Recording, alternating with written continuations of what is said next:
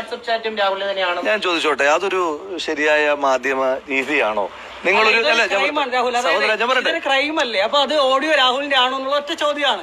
കാരണം ഒരു കൊലപാതകമല്ലേ ഈ സംഭവം ചെയ്യുന്നത്.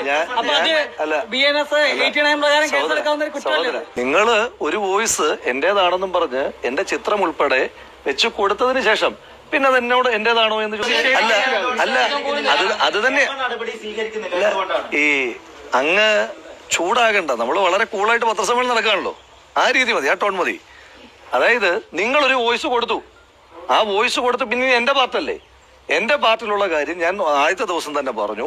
ഈ അന്വേഷണം മുന്നോട്ട് പോയതിന് ശേഷം ഒരു ഘട്ടം കഴിയുമ്പോ എനിക്ക് എപ്പോഴാണോ അതിന്റെ ബാക്കി കാര്യങ്ങൾ ആഡ് ചെയ്യാനുള്ളത് ആ സമയത്ത് ഞാൻ ആഡ് ചെയ്യുകയും തിരിച്ചെത്തിയപ്പോ ഒരു വിശദീകരണം നൽകും ജനങ്ങൾക്ക് എന്ന് പറഞ്ഞിരുന്നു. അത് ഞാൻ കൃത്യമായി പറഞ്ഞല്ലോ. നിങ്ങൾ പറയുമ്പോഴല്ലോ ഞാൻ വിശദീകരണം തരുന്നത്. സാധാരണഗതിയിൽ ഇത്തരം ഒരു ആരോപണം വന്നാൽ ആരോപണ വിധേയം ചെയ്യേണ്ട ഒരു മര്യാദയുണ്ട്. അത് പ്രജിക്കും ബാധകമാണ്, എനിക്കും ബാധകമാണ്, ആർക്കും ബാധകമാണ്. എന്താണ്? ഞങ്ങൾ ഇതിനകത്ത് ഒരു കഴഞ്ചു പോലും ഈ പറയപ്പെടുന്ന അലിഗേഷനിൽ ഇല്ല. ഞങ്ങൾ ഇത്തരത്തിൽ ഒരു സെക്സ്വൽ അബ്യൂസിംഗ് നടത്തിയിട്ടേ ഇല്ല.